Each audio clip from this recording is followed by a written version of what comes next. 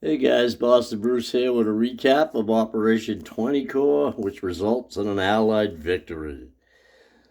Turn 20.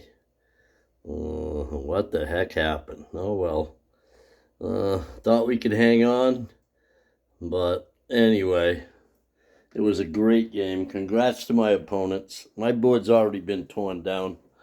So as soon as I knew we lost, I says, well, these guys, they move so fast, as Pete said in his video. So I had my board is all taken down. And kudos to the Americans out here in the Pacific. Japan will surrender their sword to the great Hambone in the USA. With a little bit of help from the Far East Command, global war enthusiasts. Uh, Not much, though. I'd say it was all Hambone. Sorry, Pete. No, it was a great game. Pete plays well. I'm playing the Great Britain in the next one, and I've even asked for his notes on defending. He does a great job defending his places. Calcutta, Sydney. I'll talk about what happened in the game. If you watch the game, once the Italian and German navies were no longer a threat, and even long before that, all their money was going on my side of the board. I got the jump early with the capital ships, which was nice. But I made the mistake of not thinking the game would go 20 turns and stopped building heavy battleships kind of early to the point where I didn't want to be placing any after turn 17 because I figured I wouldn't even get to use them. So I had stopped building them, and I built up Guam, which I thought was sufficient enough, but I think I got kind of diced in round one in Guam against the Americans. They talk about the aircraft. 3 hits both times, which is just a little above average. I'm supposed to get 2 point something anyway, so it wasn't like overwhelmingly. It's not like I hit four of them. But the first round kind of killed me there when the Americans came in. I didn't even watch the end of it. I know he took it with two advanced artillery, but I'm sure he had some aircraft left. If he really wanted, he could have lost some aircraft too to remain with one advanced artillery to take it. Earlier in the game, I thought of attacking it. I think it was like turn 18 or 17, and it was like he was always staying far enough out of my reach where I couldn't really come down here and get him. Only a few times he went into kamikaze range, and I know I got two target selects one time. I believe it was up here in off of Midway, or yeah, I believe it was off of Midway, and I was able to sink something. But looking back, it's hard to remember exactly. But I came down here to Sydney once and took a chunk, took New Zealand. Was threatening Sydney.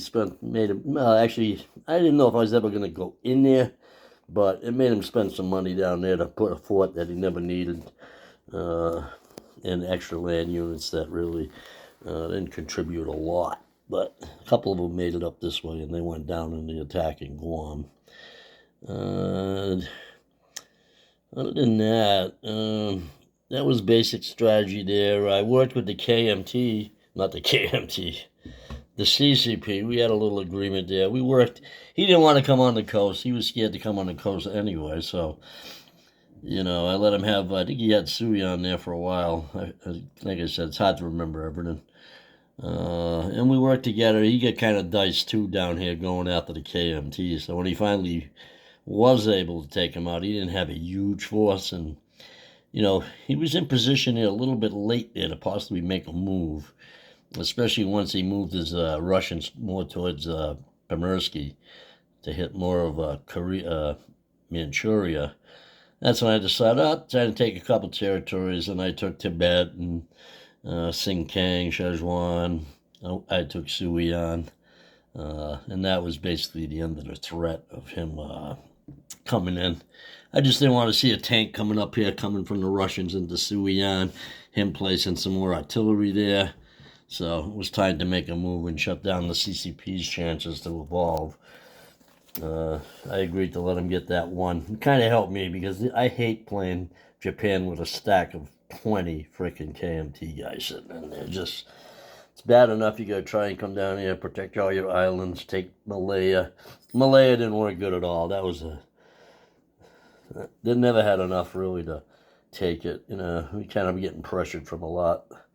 Like I said, the Americans are sending everything this way. Most of the game. I mean, they sent some stuff on the European side, but very little, and more kind of a couple things late in the game. The Russians made a big push into Iran and down towards Calcutta. And I mean, if the game was going 22, 23 turns, it might have been a different story by then. Because the English, and Pete mentioned in his video, they were stretched a bit thin. I mean, the amazing size of the German Air Force was pretty impressive. But there was, like you said, there was kind of a shutdown up in here. They'd go back and forth, taking little one-spot territories like Belarusia and Western Ukraine, and back and forth in Kiev a little bit there early. But the the Germans were in great shape to back up. I mean, they had two big stacks. I think one was in Lebowski and one in East Poland of like 14 infantry in each stack. I mean, you drop those 28 units into Warsaw, build a fort, you ain't going in there. Not for a long, long time.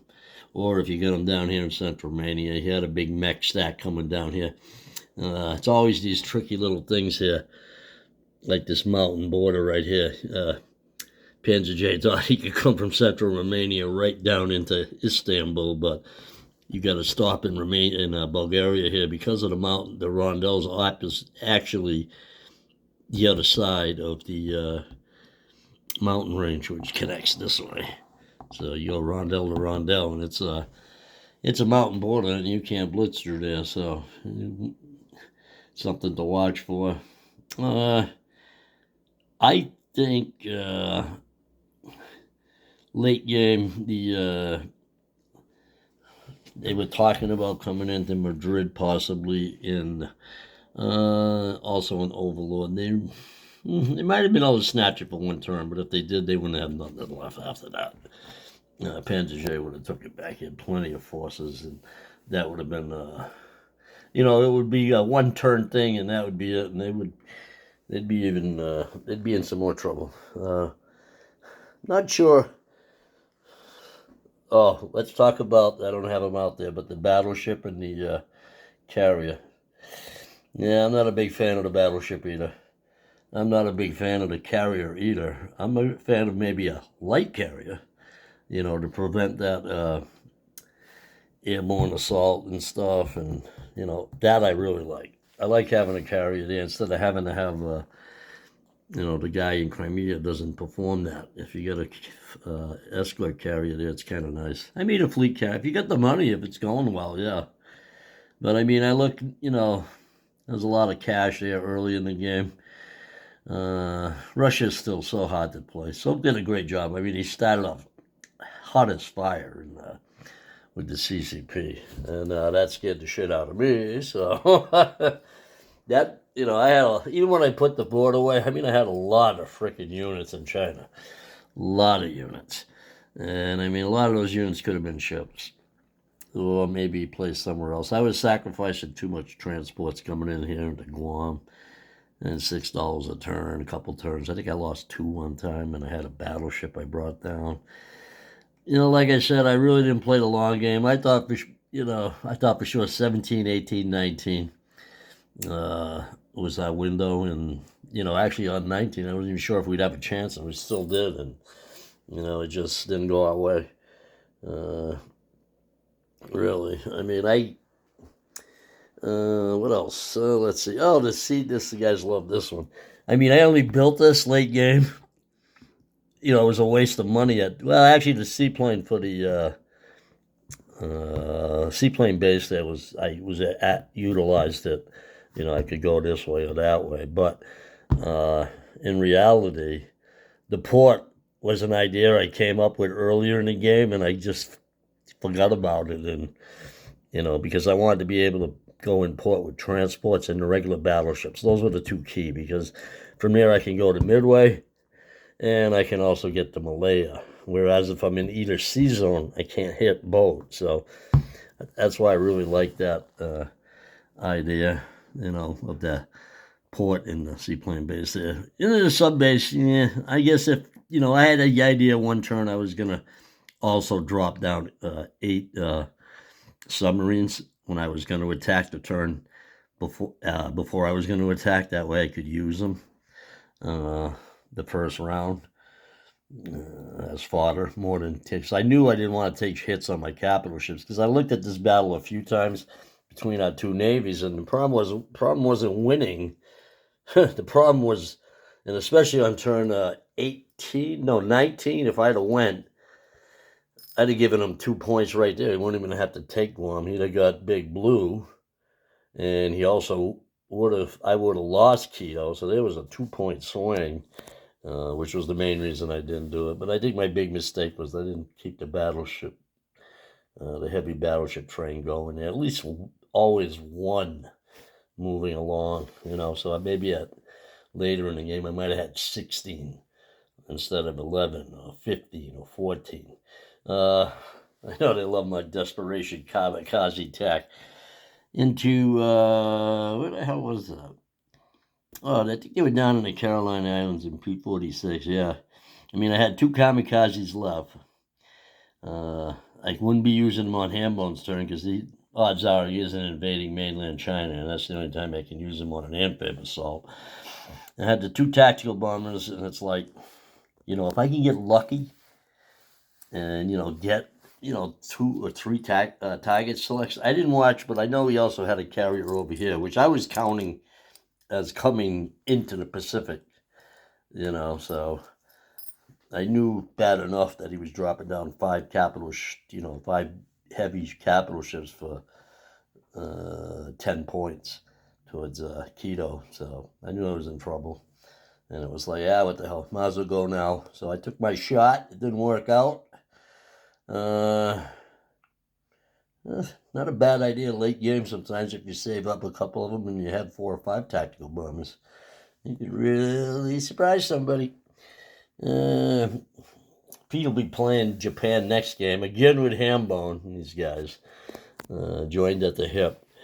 I'll be playing, me and Chris are going again. Chris is going to be the USA. I'll be begging for fighters, probably most of all. I played with Hambone before, 2 games ago when he was Germany. He put on a fucking clinic of strategic bombing. Mostly the strategic bombing was in Russia. The problem was he had the threat to go in England also, but he was having enough fun convoy raiding global war enthusiasts all over the map. And this game, that didn't happen. The first round when the Germans went in, there was really nowhere to really convoy raid too much. I don't know what, we talked about convoy raid. I don't know if they took, I think the 2 games ago when Hambone was Germany, they probably took, hundreds of IPPs in that game. Hundreds. I mean, it was a couple, maybe not hundreds, but at least in the over 50. I don't think we took 20 this game. That maybe not even 10. I'm not sure. We didn't take a lot.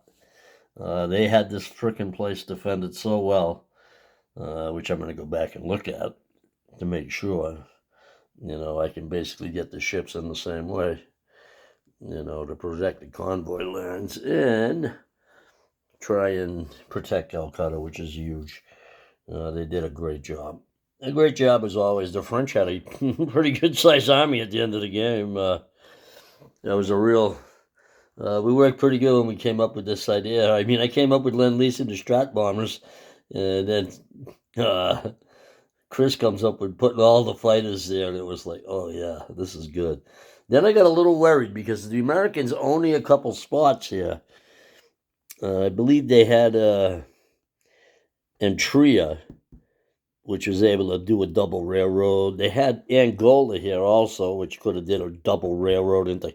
I mean, I think they could have done it if they wanted to spend enough money on railroads. I think they could have had it where we couldn't have bombed them all.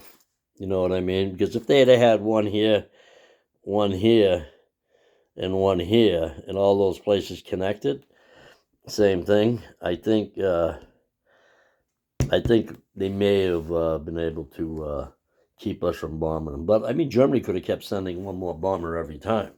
So I think that wound up to be the problem. They said they made a desperation move. They had transports. Yeah, I was actually surprised he just left those two transports there. I'm sure he had some ships that he could have put there with it, or the Americans could have stuck something there. They had a fleet over here too. I just didn't notice where it all went. I couldn't see him actually sacrificing them like that. And as far as Guam, I probably don't think. I don't know. I wasted those tactical bombers, so a good chance I even rolled that battle a couple times, and it's not like I would win it big. But without the extra aircraft for the Allies, I only had, I think, two naval transports, maybe three, but I think it was only two left. Would have been, well, actually, I would have had enough to get. They only had two advanced artillery on the island and no aircraft. Yeah, there's a chance I probably could have possibly took that back. I could have brought like a tank, and then I know I had tank artillery and a couple of Marines, so I could definitely have some units to possibly take it back if you only had two land units there. But I'd have had to sink the whole Navy, which might have been able to be done. So anyway, that's where that was at. As again, great game by Pete and Dave Hambone. And look forward to playing them again. Actually, I don't know if I look forward to playing them again. I'm already having nightmares about getting convoy raided all over the place and strategic bomb. I'm hoping they target Russia. I hope Germany targets Russia more than me. I know Pete's gonna love to come after me down here. That's how he is. But we'll see. It'll be fun. Again, this is Boston Bruce signing out. Another Allied victory as I surrender my sword. Boston Bruce signing out.